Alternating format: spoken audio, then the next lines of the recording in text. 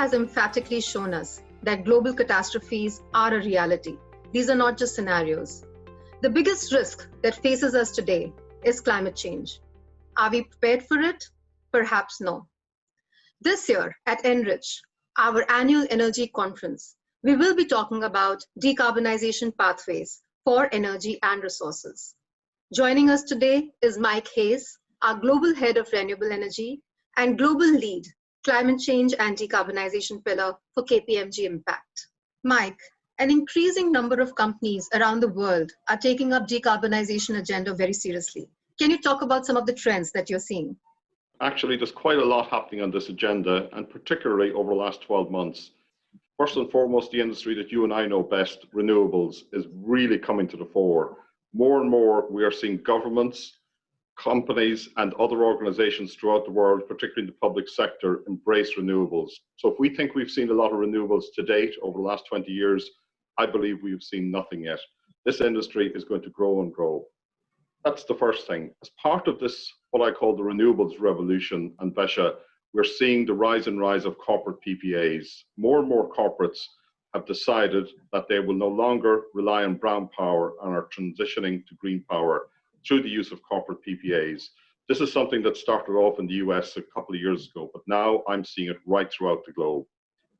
Energy is not the only solution to decarbonization. There are many others, and the one I always pick is circular economy and the use of waste and waste management to actually achieve better circular results. So there's a lot of solutions at play, Anvesha, but they are some of the key ones that I'm seeing. However, as we think about decarbonization and the net zero concept, one thing is very clear to me: we do not have all the technology solutions today. I am a passionate advocate of more and more innovation right across the climate and the energy space. One area that I'm very focused on is hydrogen. I think we'll hear a lot more about blue and green hydrogen over the next 10 to 15 years. Yes, we know the cost is not there yet, or the cost reduction is not there yet, but I can see the drift right across the global landscape from oil and gas companies to new developers looking more and more at hydrogen as a solution, not just for transportation, but for industrial decarbonization, for storage, for transportation of power across geographies. I think we're going to see a lot more about this.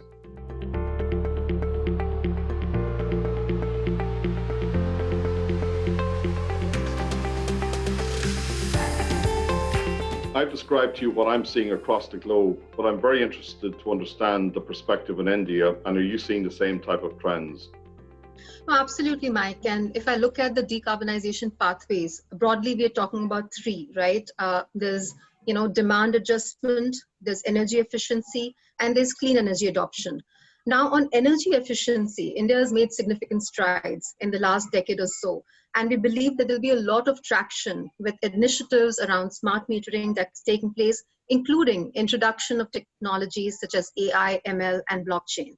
Now, on clean energy usage, you and I have been talking, we've gone for pitches together. You know that the corporate PPA is a big thing that's taking off, right? There are regulatory challenges, but I think we will get there. Both on-site, off-site, all the formats are being looked at very, very closely by companies. Another trend that we see happening is around storage. In fact, we are working on this very, very strongly now. Companies are looking at what could be the use cases around batteries and also evaluating the feasibility of it.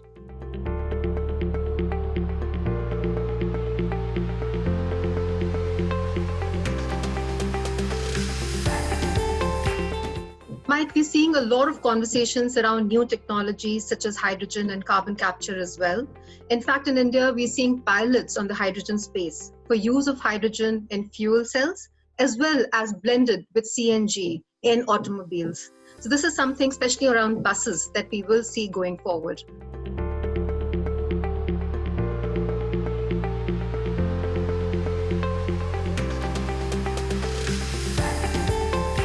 There are interesting pilots in carbon capture as well around the use of microbes and solvents in a lot of waste that comes from various processes, including industrial processes, and looking at how we can convert the carbon into useful materials like either fuels as well as chemicals. So a lot going on in this space, and Mike, and we see a lot of growing seriousness over here. So we hope to be a part of this transition as it comes.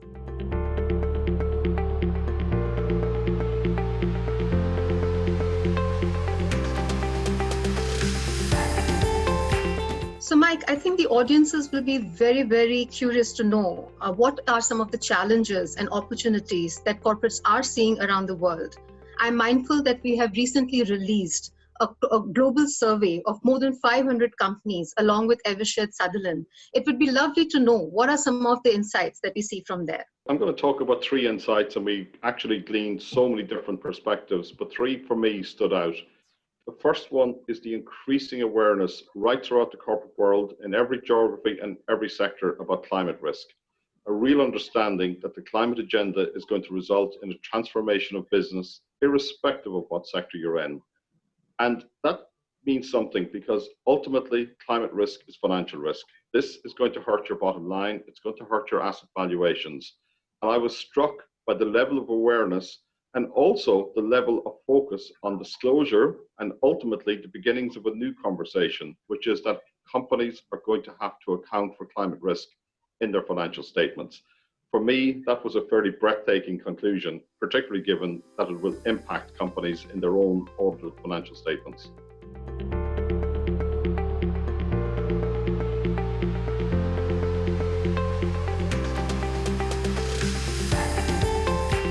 The second thing that came through in the report was how much of an employee and a human resource issue this is becoming. Many executives that we surveyed, particularly senior executives, felt that their job security will be impacted by their performance in climate over the next 5 years. Also, we are increasingly seeing executive remuneration packages being linked to climate performance, particularly on the incentive piece. And last but by no means least, employees and future employees are taking climate into account and a company's performance in climate when they're choosing their future career. It's no longer about profit, it's also about purpose and Anvesha, and that came through loud and clear in the report.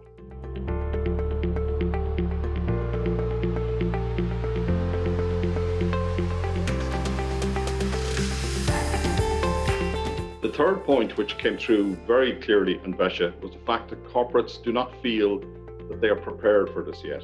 They have a lot to do. They see lots of barriers around decarbonisation. 3 barriers in particular. One is the cost of decarbonisation. Secondly is the lack of skills and expertise. And thirdly, the lack of technology solutions to achieve the full objectives of decarbonisation. I thought this was interesting because while they are challenges, they are soluble. In particular, the speed of innovation that's happening at the moment will hopefully solve the technology issue. The cost issue is really interesting because ultimately, if companies do not decarbonize, my thesis is that it will cost them much more in the long term. And we should stop seeing decarbonisation as a cost issue. It is actually an opportunity issue as well. Once we see the profound changes across the business landscape, there will be winners as much as there will be losers in Anvesha, and it's really important we remember that. And lastly, I want to talk about the financing piece of it. Corporates need to understand that there's a whole new world of what we call green finance or climate finance in the form of green bonds, green equity funds, and various other financial products that have emerged to support decarbonisation. Increasingly, I'm seeing heavy carbon industries issue green bonds to fund their decarbonisation activities. That's a message that was there in the report, but we really need to keep emphasising it. That's very interesting, Mike. What about supply chain? We're seeing a lot of pressures in India from global consumers asking companies to decarbonize. What are your views on this? For me, this is one of the most important trends in decarbonisation and something that has come to the fore in 2020, and we're going to see a lot more of it. The very large companies in this world are saying, we not only want to decarbonize ourselves, we want to decarbonize our supply chains. That comes in 2 forms. First of all, it comes in the form of gentle persuasion, but I am starting to see the beginnings of something more than persuasion, real pressure being applied by big customers saying, we will no longer deal with you unless you decarbonize. The problem with that is that decarbonisation is something that's very doable for very large companies, but for smaller companies across the supply chain, this is going to amount to a whole new set of challenges for them. And they need a lot of help in understanding the type of solutions and the type of financing that's available to help them decarbonize to meet their customer needs.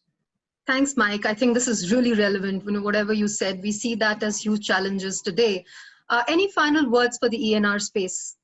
The ENR industry has a critical role to play the world is to decarbonize by 2050, which is now the objective right across the globe. I look to the ENR sector to produce the type of solutions, particularly in areas like renewables, but also in areas such as carbon reduction and also developing new technologies. The ENR industry needs to lead from the forefront and really help other sectors achieve the net zero objectives that they have outlined and committed to their own stakeholders. Thanks, Mike. This is indeed insightful. And I do believe that the net takeaway from this can be adequately captured in this quote from Greta Thunberg. The climate crisis has already been solved. We already have the facts and solutions. All we need to do is wake up and change. We look forward to welcoming you on the 11th edition of our annual energy conference, ENRich, on December 2nd and 3rd. Please do take a moment to register. Thank you.